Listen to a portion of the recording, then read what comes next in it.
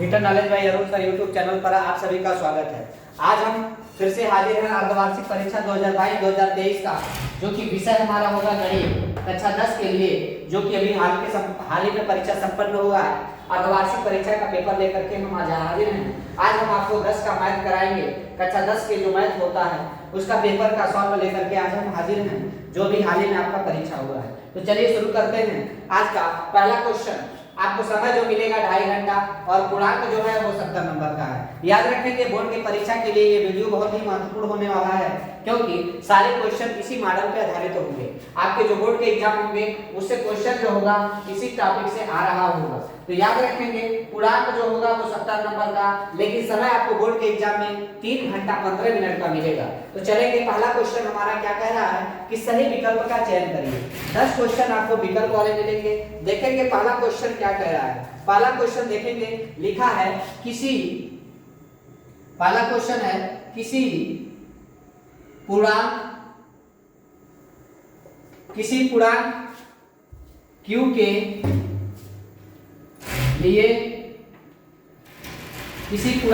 के लिए प्रत्येक सम पूर्णांक रूप का होता है। ऑप्शन दिए हुए हैं। पहला ऑप्शन है q, दूसरा ऑप्शन है q प्लस में 1, तीसरा ऑप्शन है 2q और चौथा ऑप्शन क्या है, तो वो है हमारा 2q प्लस में क्या 1। देखिए आपसे क्वेश्चन में पूछा है कि किसी पूर्णांक q के लिए प्रत्येक समपूर्णांक रूप का होता है। पहला q है, दूसरा q प्लस 1 है, तीसरा 2q है और चौथा ऑप्शन 2q प्लस 1 है। याद रखेंगे जो पूर्णांक जो होता है वो हमारा 0 से लगाए कहां तक जाता है, अनंत तक जाता है। कहां से? 0 से लगाए अनंत तक। अगर हम देखें इस q के जगह पे अगर कोई पूर्णांक रखते हैं, जैसे हमने मान लीजिए 2 रखा, 0 रखा, तो 0 यहाँ पर 0 हो गया, यहाँ पर क्या हो जाएगा 1 हो जाएगा, यहाँ पर क्या हो जाएगा 0 और यहाँ पर क्या हो जाएगा 1। तो यहाँ पर 2 कंडीशन में हमको विषम मिला, 2 कंडीशन में हमको क्या मिला, विषम मिला, लेकिन 2 कंडीशन में 0 0 आ गया, जो कि एक सम संख्या। तो याद रखेंगे q का मान 0 तो नहीं ले सकते हैं। अब आगे चलेंगे, अगर हम q का मान 1 लेते हैं, कितना लेते हैं, q का मान अगर 1 लेते हैं तो इस q की जगह पे 1 रखेंगे तो यहाँ 1 हो गया, यहाँ पर 1 में 1 जोड़ेंगे क्या हो गया 2 हो गया, यहाँ पर 2 गुणे 1 करेंगे कितना हो गया 2 हो गया, यहाँ पर 2 में 1 का गुणा 2 1 कितना हो गया 3। तो यहाँ पे हमें देखेंगे तो हमें 2 कंडीशन में क्या मिला, 2 कंडीशन में हमें ऐसा मिला कि सब मिला। अब चलेंगे q का मान यहाँ पर 0 रखे हैं, यहाँ पर 1 रखे हैं, आगे 2 भी रख के देख लेते हैं। तो q का मान यहाँ पर 2 हुआ, q का मान यहाँ पर कितना हो जाएगा 3 हो जाएगा। q का मान अगर 2 रखते हैं तो 2 दूनी 4, यहाँ पर 2 दूनी 4 1 5।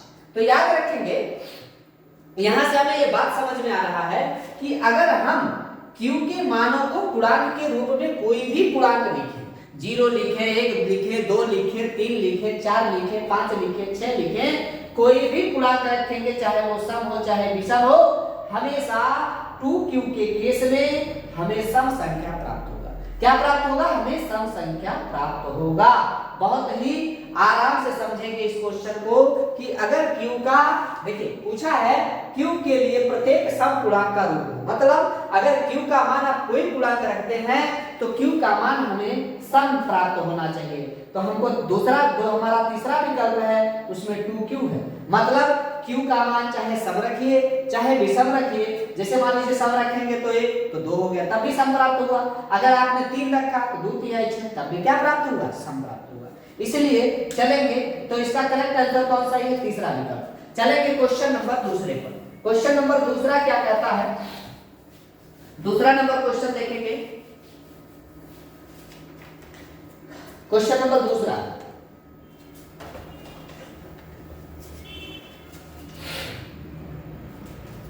क्वेश्चन नंबर दूसरा है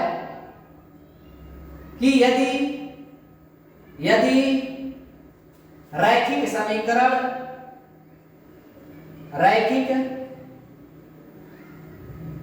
समीकरण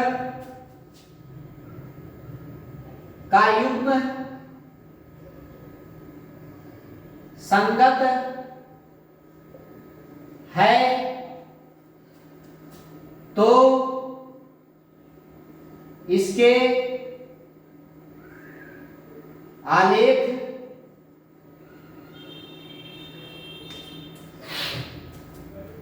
आलेख की रेखाएं होंगी। पहला ऑप्शन समांतर, दूसरा ऑप्शन सदैव संपाती,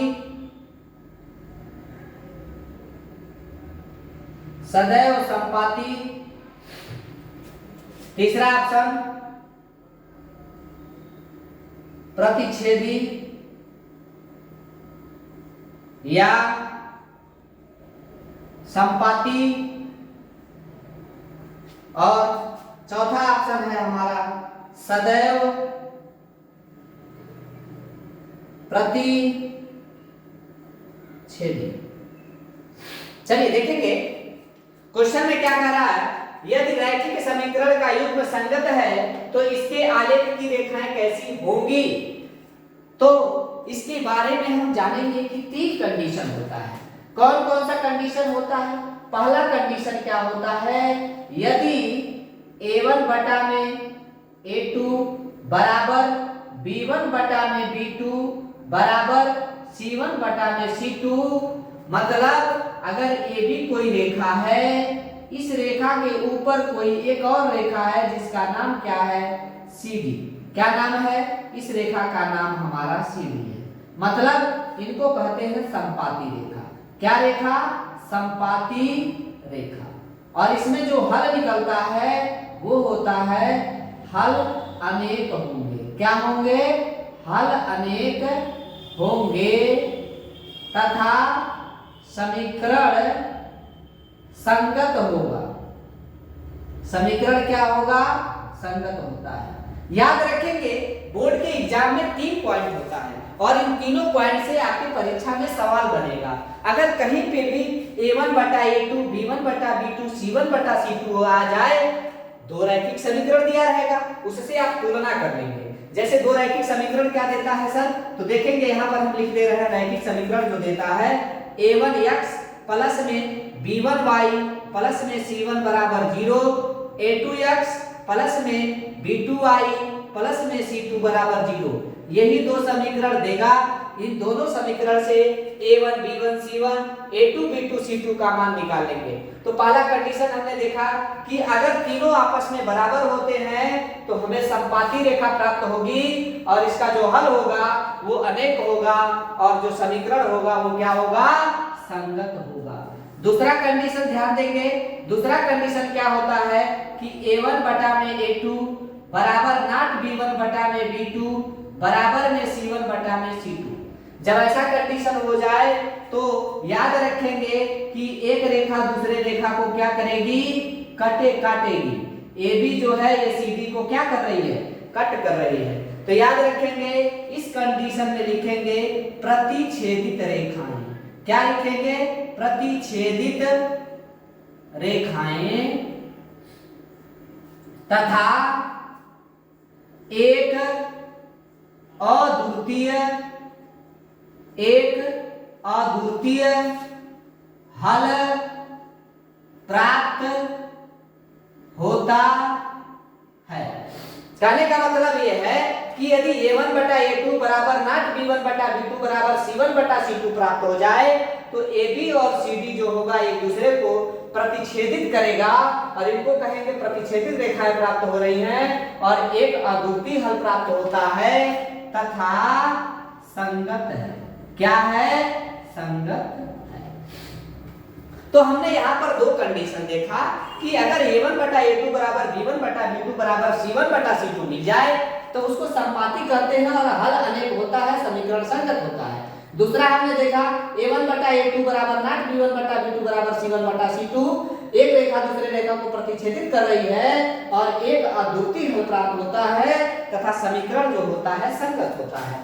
तीसरा जो कंडीशन होता है ये लास्ट कंडीशन है। याद रखेंगे कि इन तीनों पॉइंट से आपकी परीक्षा में सवाल जरूर आएगा, 100% श्योर रहिए। आपकी परीक्षा में इन तीनों पॉइंट से कम 5 नंबर का सवाल आ रहा होता है। आपसे मात्र क्या करेगा, कभी कभी ये मान आपको समीकरण दे देगा, पूछ देगा ये बताइए ये कैसा रेखा है या ये समपाती है कि नहीं है, ये बताइए इसमें हल कितना प्राप्त होंगे। आपसे ये पूछ देगा कि ये बताइए संगत होंगे कि नहीं होंगे। ये कंडीशन तीनों आपको याद होना चाहिए। तीसरा कंडीशन देखिए कि a1 बटा में a2 बराबर में b1 बटा में b2 बराबर नॉट c1 बटा में c2। तो याद रखेंगे एक रेखा AB है और ये एक रेखा क्या है CD। तो याद रखेंगे इसमें जो प्राप्त होता है समांतर रेखा। कौन सी रेखा? समांतर रेखा प्राप्त होती है। क्या होती है? समांतर रेखा प्राप्त होती है तथा इसका कोई हल नहीं होगा तथा समीकरण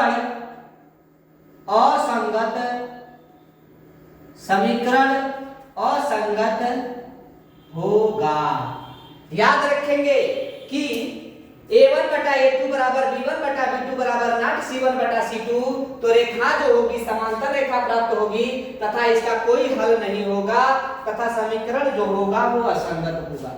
इस सवाल के माध्यम से हमने आपको पूरा पॉइंट क्लियर करा दिया कि कब रेखा संपाती होती है, कब रेखा प्रतिच्छेदित करती है, कब रेखा समांतर होती है। तो याद रखेंगे अगर तीनों आपस में बराबर है तो रेखा संपाती है। यदि a1 बटा a2 बराबर नॉट b1 बटा b2 बराबर c1 बटा c2 मतलब नॉट पहले लग जा रहा है इसमें प्रतिच्छेदित करेगी और हल जो होगा एक प्राप्त होगा। अगर a1 बटा a2 बराबर b1 बटा b2 बराबर नॉट c1 बटा c2 प्राप्त होता है तो इसमें जो रेखा प्राप्त होगी समांतर रेखा प्राप्त होगी और इसका कोई हल नहीं होता है और इस कंडीशन में जो समीकरण होता है वो असंगत होता। तो देखिए हमसे पूछा है कि यदि रैखिक समीकरण का युग्म संगत है, मतलब क्या है कि अगर समीकरण जो हमारा युग्म है वो संगत है तो इसके आलेख की रेखा कैसी होगी। पहला समांतर, इसमें तो हम जानते हैं कि असंगत होता है। क्या होता है? असंगत होता है। आपको अभी हमने कराया है कि जब समांतर रेखा होती है तो उसका क्या होता है? समीकरण असंगत होता है। सदैव संपाती तो ये तो संगत में होता है, लेकिन कोई जरूरी नहीं है बस संगत भर हो। दूसरा प्रतिच्छेदित या संपाती, इसका करेक्ट आंसर सही होगा प्रतिच्छेदी या संपाती, क्योंकि संगत जो होता है वो प्रतिच्छेदित में भी संगत प्राप्त होता है और हमारा संपाती में भी संगत प्राप्त होता है। इसलिए जो इसका बहुत बढ़िया विकल्प है वो है हमारा कौन सा विकल्प? Option number 3। इसका विकल्प जो सही होगा वो होगा विकल्प नंबर 3। चलेंगे अगले क्वेश्चन पर। Question number 3। क्वेश्चन नंबर कौन सा? 3। देखिए इस क्वेश्चन के माध्यम से हम आपको पूरा विस्तृत समझा दे रहे हैं कि कैसे क्वेश्चन आपके एग्जाम में बनेंगे और आपकी परीक्षा की दृष्टिकोण से ये बहुत ही महत्वपूर्ण वीडियो है। ये आपके बोर्ड के एग्जाम में जरूर इससे सवाल बनेगा, क्योंकि इसके बाद आपका दिसंबर में मान के चलिएगा प्री बोर्ड होना है, तो हम प्री बोर्ड का भी पेपर आपको कराएंगे। तो हम देखेंगे अगले क्वेश्चन को। क्वेश्चन नंबर हमारा क्या है? क्वेश्चन नंबर है गो। क्या लिखा है? समीकरण x स्क्वायर माइनस में 6x प्लस में 2 बराबर 0 के मूलों का योग होगा। के मूलों का योग होगा। आपसे क्वेश्चन पूछा है कि समीकरण के मूलों का क्या योग होगा। देखेंगे जरा इसके विकल्प क्या दिए हुए हैं। पहला विकल्प जो दिया है वो 2 है, दूसरा विकल्प जो दिया है -2 है, तीसरा विकल्प जो दिया है वो है आपका 6 और चौथा विकल्प जो दिया है -6। तो याद रखेंगे यदि कोई समीकरण हमारे पास प्राप्त है ax स्क्वायर प्लस में bx प्लस में c बराबर 0, इसको कहते हैं द्विघात का व्यापक समीकरण। क्या कहते हैं? द्विघात का व्यापक समीकरण। इसको क्या कहते हैं? इसको कहते हैं द्विघात का व्यापक समीकरण। अच्छा, यहां से एक बात और जानेंगे कि यदि इसके मूल अल्फा और बीटा हैं तो मूलों का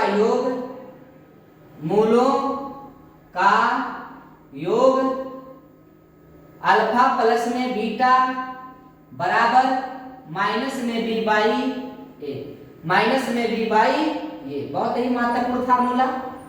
और दूसरा मूलों का गुणनफल, क्या? मूलों का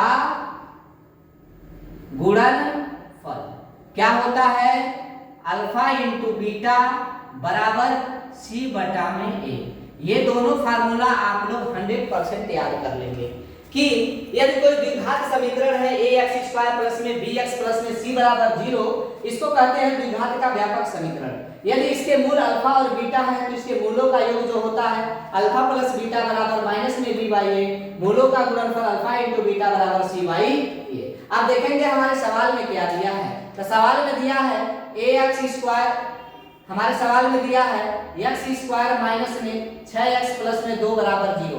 इसके जस्ट नीचे हम व्यापक समीकरण लिख लेंगे ax² प्लस में bx प्लस में c बराबर 0। जब तुलना करेंगे तो a बराबर कितना 1, b बराबर कितना -6, c बराबर कितना 2। अब देखेंगे हमसे अल्फा प्लस बीटा पूछा है, मूलों का योग पूछा है, माइनस में क्या होता है b बाई ए। ध्यान दीजिएगा अल्फा माइनस बी का मान कितना है, माइनस है तो माइनस लगेगा, बी का मान -6 है, -6 लिख देंगे, बटे में ए का मान कितना है, सी का मान बी बटा में ए होता है, बी बटा में क्या होता है ए, तो ए का मान 1, माइनस से माइनस कट जाएगा, आंसर कितना आएगा, तो अल्फा प्लस बीटा का मान हमने देखा हमारा कितना निकला, तो ये 6 निकला है। कितना निकला है? अल्फा प्लस बीटा का मान हमारा क्या निकला है 6, जो कि विकल्प नंबर किसमें दिया है, विकल्प नंबर तीसरा में दिया है कि इसका जो करेक्ट आंसर सही होगा वो 6 होगा। याद रखेंगे, इस फार्मूला को याद रखेंगे, अल्फा प्लस बीटा बराबर minus b by a, alpha into beta बराबर सी बाई ए। चलेंगे अगले क्वेश्चन पर। क्वेश्चन नंबर हमारा चौथा क्या कहता है?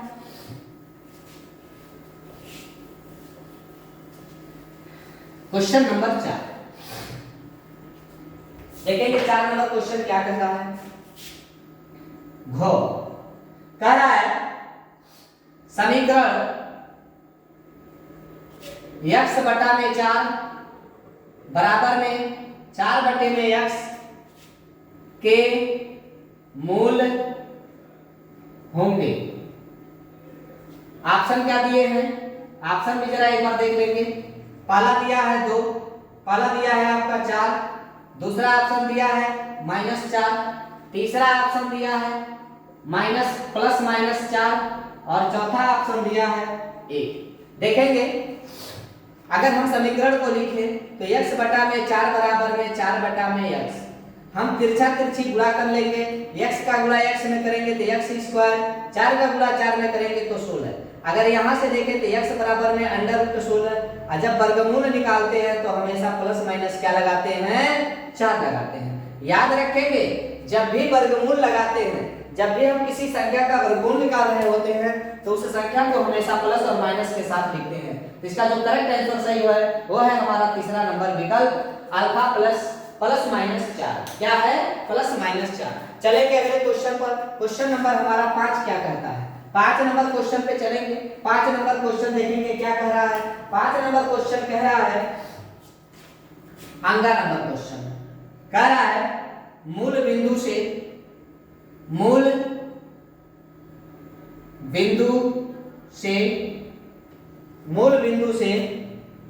बिंदु 3, 4 की दूरी होगी। ऑप्शन देखेंगे क्या क्या ऑप्शन दिए हुए हैं। पहला ऑप्शन है आपका 3, दूसरा ऑप्शन है 4, तीसरा ऑप्शन है 5 और चौथा ऑप्शन क्या है, वो है 7। देखेंगे बहुत ही ध्यान से इस क्वेश्चन को। मूल बिंदु किसे कहते हैं? तो याद रखेंगे किसी भी निर्देशांक में अगर हम ये रेखा खींच रहे हैं तो इसको कहते हैं मूल बिंदु। क्या कहते हैं इसको? इसको कहते हैं मूल बिंदु। और इसका जो मान होता है वो 0 0। इसको कहते हैं x डैश y और y डैश। इसको प्रथम चतुर्थांश, इसको सेकंड, इसको थर्ड और इसको फोर्थ चतुर्थांश कहते हैं। याद रखेंगे इसमें जो होता है प्लस प्लस होता है और इसमें हमारा क्या होता है, तो इसमें हमारा माइनस और प्लस होता है। इसमें सर क्या होता है, माइनस माइनस होता है और इसमें क्या होता है, तो इसमें हमारा प्लस और माइनस होता है। क्योंकि अगर किसी भी मूल बिंदु के अगर हम दाहिने चल रहे हैं, किसी मूल बिंदु के अगर हम दाहिने हैं तो प्लस में x का मान होगा और इधर चलेंगे बाएं साइड में तो x का मान माइनस में, ऊपर चलेंगे तो प्लस में, नीचे चलेंगे तो माइनस में। तो इसको हमने चतुर्थांश में बांट के देख लिया। अब सवाल में आपसे पूछा है कि एक मूल बिंदु से बिंदु 3 4 की दूरी लिखिए। तो ध्यान दीजिएगा, एक कोई रेखा है, एक बिंदु को कह रहा है मूल बिंदु मान लीजिए, मतलब इसका निर्देशांक क्या हो जाएगा 0 0। अच्छा, दूसरा बिंदु जो दिया है इसको b मान लेते हैं और इसका निर्देशांक कितना दिया है 3 4। याद रखेंगे कि यहाँ इसको मान लेते हैं x1, इसको क्या y1, इसको क्या मानेंगे x2, इसको क्या y2। आप जानते हैं कि d का फार्मूला क्या होता है दूरी का, तो अंडर रूट में x1 माइनस में x2 का होल स्क्वायर प्लस में y1 माइनस y2 का होल स्क्वायर। ये हमारा फार्मूला होता है। d बराबर में under root x1 minus x2 का होल स्क्वायर प्लस में y1 माइनस y2 का होल स्क्वायर। इधर हम सवाल को लगा दे रहे हैं, देख लीजिएगा एक बार इस सवाल को। अंडर रूट में d बराबर में अंडर रूट x1 का मान 0 है तो यहाँ 0 रख देंगे, x2 का मान कितना है 3 है, 3 रख देंगे स्क्वायर प्लस, अब देखेंगे y1 का मान कितना है 0 है 0, माइनस में y2 का मान कितना है 4 स्क्वायर। तो d बराबर में कितना निकलेगा, अंडर रूट 3 माइनस 3 का स्क्वायर करेंगे तो 9 हो जाएगा, माइनस 4 का स्क्वायर करेंगे 16 हो जाएगा। तो d बराबर में क्या निकला, करड़ी में 25 निकला और 25 का जब वर्गमूल निकालेंगे तो d बराबर प्लस माइनस 5, लेकिन दूरी हमेशा किस में होती है, प्लस में होती है, इसलिए हमारा d का जो मान आएगा वो प्लस में 5 आएगा, जो कि विकल्प नंबर किस में दिया है, तीसरे में दिया है। तो इसका करेक्ट आंसर जो सही होगा वो होगा विकल्प नंबर 3। चलेंगे अगले क्वेश्चन पर। इसमें मात्र फार्मूला याद रखना चाहिए कि under root x1 minus x2 का whole square plus y1 minus y2 का होल स्क्वायर, और हमें मूल बिंदु भी पता होना चाहिए कि मूल बिंदु जो होता है उसको हमेशा 0 0 लेते हैं। और हमारा जो b बिंदु दिया है 3 4 दिया है, ये x1 y1 है, ये x2 y2 है। x1 का मान 0 तो 0, y1 का मान x2 का मान 3 तो 3, y1 का मान 0, y2 का मान 4। इसको हल कर लिया तो कितना निकल गया 5। चलेंगे अगले क्वेश्चन नंबर 6 पे। क्वेश्चन नंबर 6 क्या कहता है जरा ध्यान से देखेंगे। क्वेश्चन नंबर 6 जो है हमारा, कितना क्वेश्चन नंबर है, क्वेश्चन नंबर 4 नंबर क्वेश्चन है। कह रहा है कि यदि साइन ए बराबर 3/5, साइन ए बराबर 3/5 तो काश ए होगा। ध्यान दीजिएगा, हमें साइन ए का मान दिया, हमसे काश ए का मान पूछ रहा है। ऑप्शन देख लेंगे एक बार, क्या दिया है 3/4, दूसरा दिया है 5/3, तीसरा क्या दिया है, ये दिया है 3/5 और चौथा विकल्प जो है वो है हमारा 4/5। ध्यान से इस क्वेश्चन को देखेंगे। इस क्वेश्चन को लगाने से पहले सबसे पहले हमें एक त्रिभुज बनाना होगा, और कैसा त्रिभुज होना चाहिए, ये हमेशा समकोण त्रिभुज होना चाहिए। यहाँ 90 डिग्री का कोण बनेगा, ये हमारा मान लिए ए बी, ये ए, ये बी और ये सी। इसको क्या कहते हैं, इसको कर्ण कहते हैं, इसको लंब कहते हैं, इसको क्या कहते हैं, आधार कहते हैं। कर्ण है, लंब है और आधार है। आप जानते हैं बहुत ही आसान सा फार्मूला कि लाल बटे क्या होना चाहिए, कक्का। लाल बटे क्या होना चाहिए, कक्का होना चाहिए, लाल बटे कक्का। देखिए लाल बटे कक्का से अगर देखें तो ये हमारा जो होता है ये साइन को डिनोट करता है, साइन थीटा। ये जो होता है ये कॉस थीटा और ये जो होता है टैन थीटा होता है। मतलब ये लंब बटे कर्ण साइन थीटा, आधार बटे कर्ण कॉस थीटा, लंब बटे आधार क्या होता है टैन थीटा। मतलब आपको याद रखना है sine cos tan cosec sec cot, sine cos tan cosec sec cot. अगर हम देखें तो हमें पता चल गया कि साइन ए बराबर 3/5, इसको लिख सकते हैं लंब बटा में कर्ण। मतलब एल का मान 3 है, लंब 3 है और जो हमारा कर्ण है वो कितना है 5 है। देखिए इस सवाल में इसका मान 3 दिया है और इसका मान कितना दिया है 5। अब इस समीकरण में हम देखें तो त्रिभुज में लगा देंगे पाइथागोरस प्रमेय। क्या लिखेंगे? पाइथागोरस प्रमेय से। पाइथागोरस का प्रमेय क्या कहता है? कर्ण का स्क्वायर बराबर लंब का स्क्वायर प्लस में आधार का स्क्वायर। कर्ण का स्क्वायर बराबर लंब का स्क्वायर प्लस में आधार का स्क्वायर। कर्ण का स्क्वायर 5 है तो 5 का स्क्वायर बराबर में लंब का स्क्वायर 3 का स्क्वायर है 3 का स्क्वायर प्लस में आधार का स्क्वायर। 5 का वर्ग कितना होता है? 25। ये 9 हो जाएगा प्लस में a स्क्वायर। ये 9 इधर प्लस है इधर आएगा तो माइनस हो जाएगा, तो a स्क्वायर बराबर 25 माइनस 9 कर लेंगे तो a का मान जो निकलेगा अंडर रूट में कितना हो जाएगा 16, तो a का मान कितना निकलेगा प्लस माइनस 4। चूंकि ये दूरी है तो इसलिए a का मान क्या ले लेंगे? a का मान प्लस में 4 ले लेंगे, दूरी को हमेशा प्लस में लेते हैं। तो a का मान हमारा क्या निकल गया? तो a का मान हमने देखा यहाँ पर हमारा a का मान 4 निकल गया। अब हमसे क्या पूछा है? हमसे पूछा है काश a का मान। ध्यान दीजिएगा तो चलेंगे तो काश a का जो मान होगा वो हमारा आधार बटे दूसरा होगा आधार बटे कर्ण। तो आधार हमने देखा 4 और कर्ण का मान कितना है 5। तो हमारा जो आंसर हो जाएगा वो हो जाएगा काश a बराबर 4 बटे में 5, जो कि विकल्प नंबर डी में दिया है। इस आंसर हो जाएगा 4 बटे में 5। इससे आप किसी का भी मान क्या कर सकते हैं? निकाल सकते हैं। चलेंगे अगले क्वेश्चन पर। क्वेश्चन नंबर अगला हमारा है क्वेश्चन नंबर कौन सा है? तो क्वेश्चन नंबर हमारा अगला है प्रश्न नंबर 2। प्रश्न नंबर 2। अभी तक हमने बहुविकल्पी प्रश्न कराया, आपको 6 क्वेश्चन बहुविकल्पी में मिले। अब चलेंगे क्वेश्चन नंबर 2 पर। लिखा है सभी प्रश्नों को हल करिए। क्या लिखा है? सभी प्रश्नों को हल करिए। सभी प्रश्नों को हल कीजिए। सभी प्रश्नों को क्या करिए? हल करिए। तो देखेंगे पहला क्वेश्चन, क्वेश्चन नंबर फर्स्ट क्या कह रहा है? साइन स्क्वायर 30 डिग्री प्लस में कास स्क्वायर 30 डिग्री का मान ज्ञात कीजिए। तो देखिए आपसे क्वेश्चन में पूछा है कि साइन स्क्वायर 30 डिग्री प्लस में कास स्क्वायर 30 डिग्री का मान बताइए। तो एक चीज याद होना चाहिए आपको, कोणों का मान जब तक आपको याद नहीं होगा तब तक इन सवालों को लगाना थोड़ा मुश्किल होगा।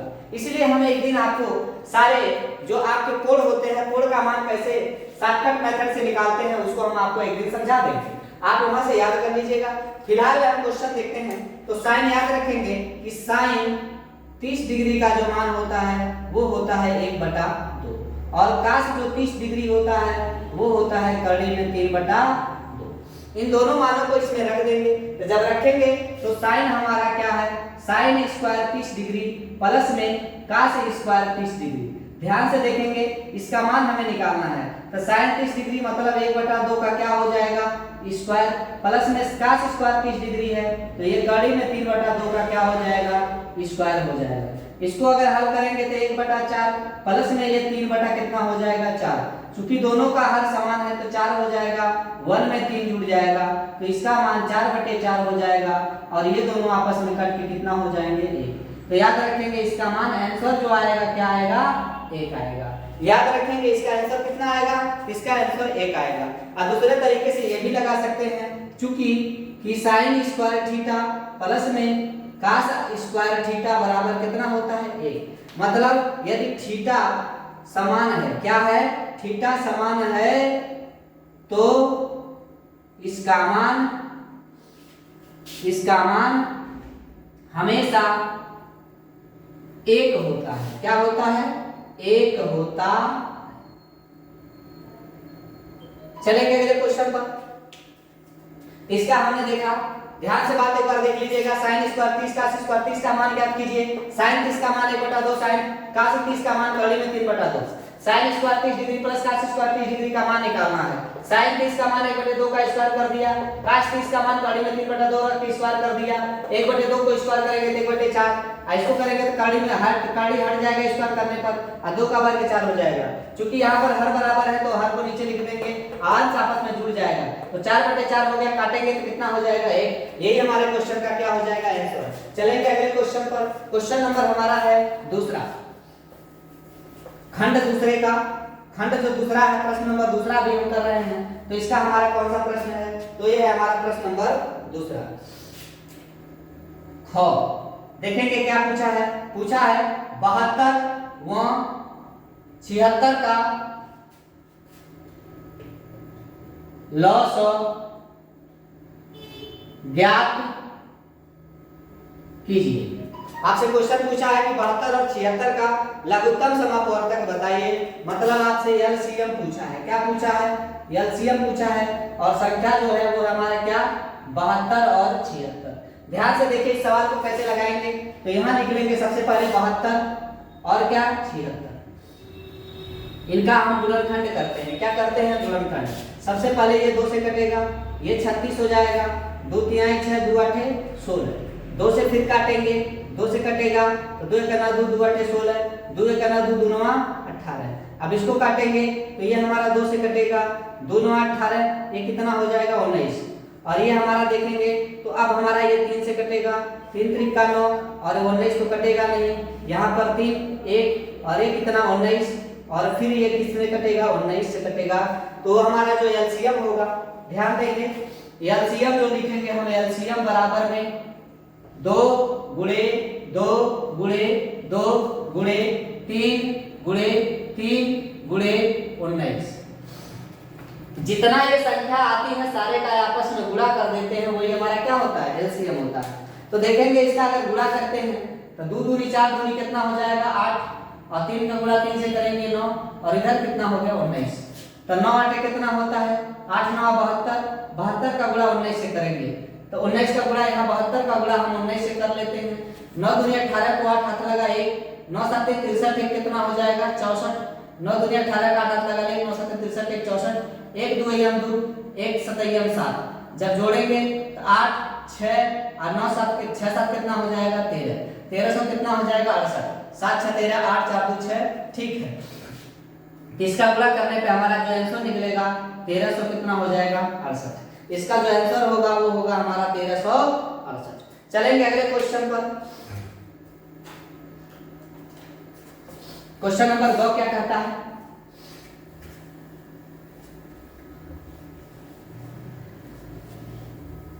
क्वेश्चन नंबर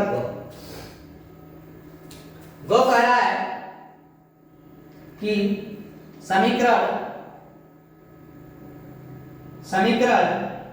2x² माइनस में 32 बराबर 0 को हल कीजिए। ध्यान दीजिएगा 2x² माइनस में 32 बराबर में 0 को क्या करना है, हल करना है। तो अगर हम इसको देखें तो यहां से जो मान निकलेगा तो हम करेंगे 2x² माइनस में 32 बराबर में 0, 2x² बराबर में क्या हो जाएगा 32, ये उधर जाएगा प्लस हो जाएगा, 2 से इसको काट लेंगे, के बाद जाएगा 16 बार, तो x² बराबर में 16, तो यहां से देखेंगे x बराबर में अंडर रूट में 16, तो x का मान कितना निकल जाएगा प्लस माइनस कितना 4। यही हमारे क्वेश्चन का क्या हो जाएगा आंसर, प्लस माइनस कितना निकलेगा 4। चलेंगे अगले क्वेश्चन की तरफ। क्वेश्चन नंबर हमारा घ क्या कहता है, लास्ट क्वेश्चन है। क्वेश्चन कह रहा है यूक्लिड विभाजन प्रेमिका का कथन लिखिए। ध्यान दीजिएगा आपसे क्वेश्चन घ नंबर में पूछा है कि यूक्लिड विभाजन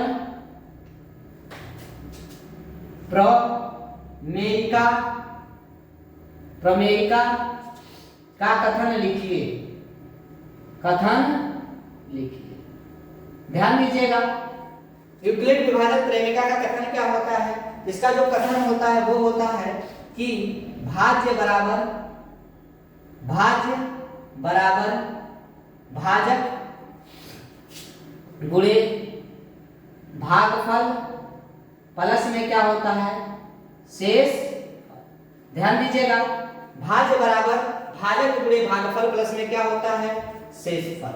भाज्य बराबर भाजक गुणे भागफल प्लस में शेषफल, यही हमारा यूक्लिड विभाजन प्रेमिका का कथन होता है। चलेंगे अगले क्वेश्चन पर। क्वेश्चन नंबर हमारा क्या है, अब क्वेश्चन नंबर हमारा है 3। 2 क्वेश्चन हमने कर लिया। ये सारे क्वेश्चन जो आपके हैं वो एक एक नंबर के पूछ रहे होते हैं। कितने कितने नंबर के, एक एक नंबर का क्वेश्चन हमने 10 क्वेश्चन देख लिया, 6 बॉबिकल और 4 क्वेश्चन हमने एक एक नंबर का देखा। अब जितने क्वेश्चन आएंगे वो आपके 2-2 नंबर के होंगे। लिखा है प्रश्न नंबर 3 है, कितना है तो यहाँ प्रश्न नंबर कितना है हमारा 3। देखिए ध्यान दीजिए, लिखा है सभी प्रश्नों को हल कीजिए। सभी प्रश्नों को क्या करिए, हल कीजिए। और जो एक क्वेश्चन होगा वो 2 नंबर का, क्वेश्चन की संख्या 4 होगी और नंबर हमारा कितना निकलेगा 8। तो देखेंगे पहला क्वेश्चन क्या कर रहा है। पहला क्वेश्चन क्या कर रहा है, पहला क्वेश्चन कह रहा है कि 135 व 2 2 5 225 का लॉग ज्ञात कीजिए। क्वेश्चन पूछा है कि 135 और 225 का लॉग ज्ञात कीजिए, मतलब हमसे एलसीएम पूछा है। किसका पूछा है, ध्यान दीजिएगा, आपको 135 और 225 का एलसीएम पूछा है। तो एलसीएम निकालने के लिए गुणनखंड करते हैं। सबसे पहले देखेंगे कैसे कटेगा। तो ये 5 3 8 1 9 3 से कट जाएगा, 3 चौके 12 3 5 15, 3 से कटेगा 5 2 7 2 9, 3 7 21, 3 5 15। फिर 3 से कटेगा, 3 से काटेंगे 3 1 3 3 5 15, 3 2 6 3 5 15।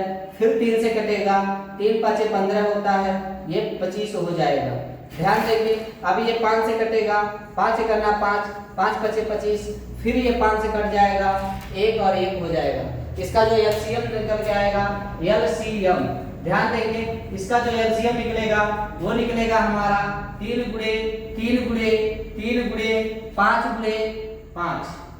तो इसका जो एलसीएम निकलेगा 3 त्रिका 9 त्रिका 27, 27 का गुणा कैसे कर लेंगे 25 से, 27 का गुणा 25 से कर लेंगे, वही हमारे क्वेश्चन का क्या हो जाएगा आंसर हो जाएगा। 27 का गुणा हमें कैसे करना है 25 से। ध्यान देंगे, 5 7 कितना होता है 35, 5 7 35 को 5 हाथ लगा 3, 5 दूनी 10, 3 कितना हो जाएगा 13, 2 7 14 का 4 हाथ लगा ले, 2 दूनी 4 कितना हो जाएगा 5, जोड़ लेंगे 5 7 6, ये कितना आंसर आ जाएगा। तो हमारा जो आंसर निकल के आ जाएगा वो निकलेगा 600 कितना 75। ये हमारे क्वेश्चन का क्या हो जाएगा आंसर। आंसर जो आएगा वो आएगा आपका 675। चलेंगे अगले क्वेश्चन पर। क्वेश्चन नंबर दूसरा, क्वेश्चन नंबर दूसरा क्या कह रहा है, बहुत ही आसान सा क्वेश्चन है, 2-2 नंबर के क्वेश्चन ये पूछ रहे होंगे परीक्षा में आपके। क्वेश्चन नंबर दूसरा है मतलब क्या लिखा है, समीकरण x प्लस में y बराबर 10 तथा x माइनस में y बराबर में 4 को हल कीजिए। ध्यान दीजिएगा, x प्लस वाई बराबर 4, तो लिख देंगे x प्लस में y बराबर में 10, समीकरण नंबर 1। दूसरा में लिखा है x माइनस वाई बराबर में 4, समीकरण नंबर 2। लिखेंगे समीकरण को जोड़ने पर, क्या करने पर, समीकरण को जोड़ने पर। जब समीकरण को जोड़ेंगे तो होगा क्या, ये हमारा हो जाएगा 2x और ये प्लस और माइनस हो जाएगा खत्म। इन दोनों को आपस में जोड़ेंगे तो कितना निकलेगा 14, 2 से 14 में भाग देंगे के बार जाएगा 7 बार, तो x का मान कितना निकल गया 7। और इस 7 को किसी भी समीकरण में लिख देंगे, तो लिखेंगे x बराबर 7 समीकरण नंबर 1 में रखने पर क्या करेंगे, x बराबर 7 समीकरण नंबर 1 पर क्या कर देंगे, रख देंगे। तो देखिए जब रखेंगे तो x बराबर 7, x की जगह पे 7 प्लस में y बराबर कितना निकल जाएगा 10। यहाँ से y का मान कितना निकलेगा 10 माइनस में 7, तो y का मान हमारा कितना निकल गया 3। x का मान हमारा 7 और y का मान हमारा 3। यही हमारे क्वेश्चन का क्या हो जाएगा आंसर हो जाएंगे, क्योंकि हमें x और y का मान क्या कर रहा है पूछ रहा है। ध्यान से एक बार इस क्वेश्चन को और समझ लेंगे। x प्लस y का मान 10, x माइनस y बराबर 4। हमने दोनों समीकरण को जोड़ दिया तो x x मिलकर 2x, y y से क्या हो गया प्लस और माइनस था खत्म हो गया। 10 में 4 जोड़े 14, 2 से 14 कट गया 7 बार में, x का मान 7 निकल गया। x बराबर 7 समीकरण 1 में रख देंगे। समीकरण में x प्लस y बराबर 10 था तो x की जगह 7 रख दिए, प्लस में y बराबर 10। यहाँ से y बराबर 10 उधर 7 उधर चला गया, 10 में से 7 घट गया तो y का मान कितना निकल गया 3। अगर आप चाहें तो क्वेश्चन को जांच भी कर सकते हैं, क्योंकि देखिए x का मान 7 है, y का मान 3 है, दोनों को जोड़ेंगे 10 हो जाएगा। x का मान 7 है, y का मान 3 है, दोनों को घटाने पे कितना हो जाएगा तो आपका हो जाएगा 4। चलेंगे अगले क्वेश्चन पर। अभी आपको हम 2 क्वेश्चन और कराएंगे, बाकी के क्वेश्चन आपको अगले वीडियो में मिलेंगे। देखेंगे अगला 2 क्वेश्चन। अगला नंबर क्वेश्चन जो है वो है हमारा ग नंबर। क्या नंबर है ग नंबर। ध्यान दीजिएगा, ग नंबर क्वेश्चन क्या कह रहा है, दिखाइए समीकरण x square minus 3x minus 10 बराबर 0 का एक हल 5 है। ध्यान दीजिएगा, आपसे क्वेश्चन पूछा है कि दिखाइए कि समीकरण x square minus 3x minus 10 बराबर 0 का एक हल क्या है 5 है। मतलब कहने का मतलब यह है x का जो मान है वो कितना आ रहा है 5। तो रखेंगे x बराबर 4, समीकरण के LH लेफ्ट हैंड साइड में रखने पर, मतलब आपको इसको लेफ्ट हैंड साइड कहते हैं, इसको राइट हैंड साइड कहते हैं। तो लेफ्ट हैंड साइड में हम x का मान कितना रख रहे हैं 5।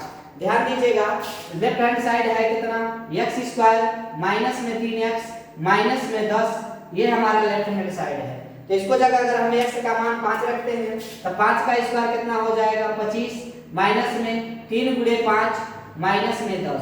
ध्यान रखेंगे ये 25 माइनस में 15 माइनस में 10, माइनस माइनस जुड़ गया तो 25 माइनस में 25, इसको अगर हल करेंगे आप तो कितना हो गया 0, जो कि हमारे राइट हैंड साइड के बराबर है। क्योंकि लेफ्ट हैंड साइड जो है वो हमारा राइट हैंड साइड के क्या है बराबर है, इसलिए इसका एक हल 5 है। याद रखेंगे left hand side right hand side के बराबर है, इसलिए इसका एक हल क्या है 5 है। चलेंगे अगला क्वेश्चन, लास्ट क्वेश्चन है, क्योंकि इसके बाद हम आपको अगले वीडियो में पढ़ाएंगे। चलेंगे अगला क्वेश्चन, क्वेश्चन नंबर है हमारा घ नंबर क्वेश्चन क्या कह रहा है, बिंदु 0,3 तथा 4 0 के बीच की दूरी ज्ञात कीजिए।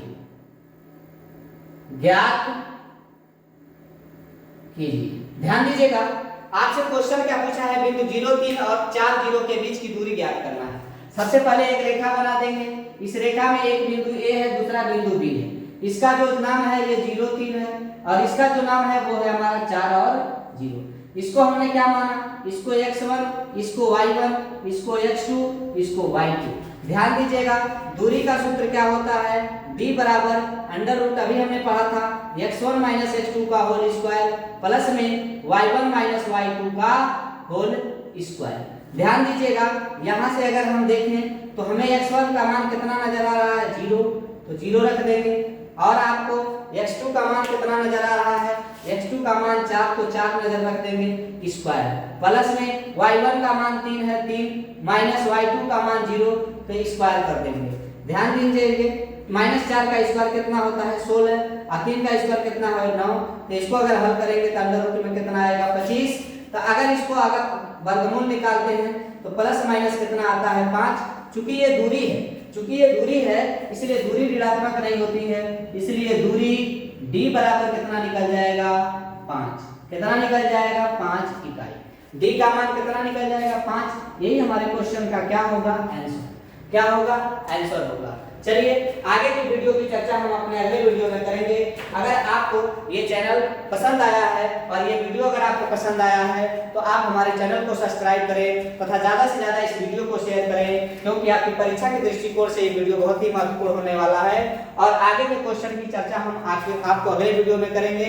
अभी तक हमने आपको बहुविकल्पी क्वेश्चन और कुछ लघुत्तरी प्रश्नों की चर्चा हमने की।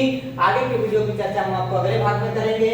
और अभी तक अगर आपने हमारे चैनल को सब्सक्राइब नहीं किया है तो चैनल को सब्सक्राइब करें तथा अगर ये वीडियो आपको पसंद आया है या आपको कोई डाउट है तो आप कमेंट करना ना भूलें। अगर आपको कुछ भी पूछना है तो आप इसको कमेंट में लिख सकते हैं।